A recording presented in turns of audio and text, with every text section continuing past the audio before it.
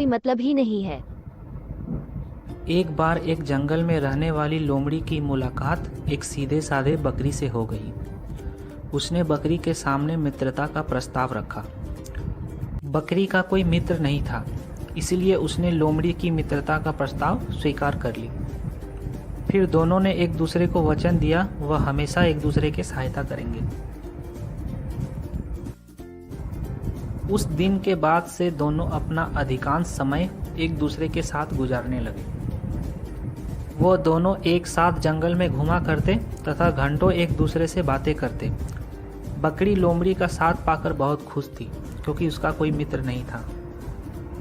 एक दिन जब दोनों जंगल के तालाब के किनारे पानी पी रहे थे, तब वहां जंगल का राजा शेर भी पानी पीने आया। जंगल के राजा शेर ने जब बकरी को देखा, तब उसके मुंह में पानी आ गया।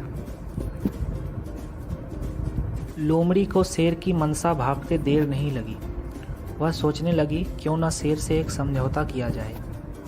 मैं उसे बकरी को मारने में उसकी सहायता करूंगी। इस तरह मेरे भोजन का भी व्यवस्था हो जाएगा। इतना सोच विचार करने के बाद लोमड़ी चुप रही। दूसरे दिन लोमड़ी शेर के पास गई और मधुर स्वर में बोली, वनराज, अगर आप बकरी का मांस खाना चाहते हैं तो मैं आपकी मदद कर सकती हूँ। बस आप मुझसे वादा कीजिए, आप मुझे कोई नुकसान नहीं पहुँचाएंगे और मुझे भी थोड़ा मांस खाने के लिए देंगे। शेर भला क्यों मना करता, वह झट से मान गया। दूसरे दिन लोमड़ी योजना के अनुसार बकरी को एक ऐसे स्थान पर ले गई जहाँ पर भागने का कोई रास्ता नहीं था। बकरी को कुछ समझ नहीं आया कि उसके साथ क्या हो रहा है। वह बस लोमड़ी की मीठी बातों में उलझी हुई थी। लोमड़ी ने अपनी मीठी बातों से बकरी को कुछ घंटों तक उलझा कर रखा। मौका मिलते ही लोमड़ी ने पेड़ के पीछे छुपे शेर को इशारा कर दिया और शेर भी इसी ताक पर था। फिर शेर को मौका मिलते ही उसने पहले बकरी पर हमला कर दिया और उसे मार डाला।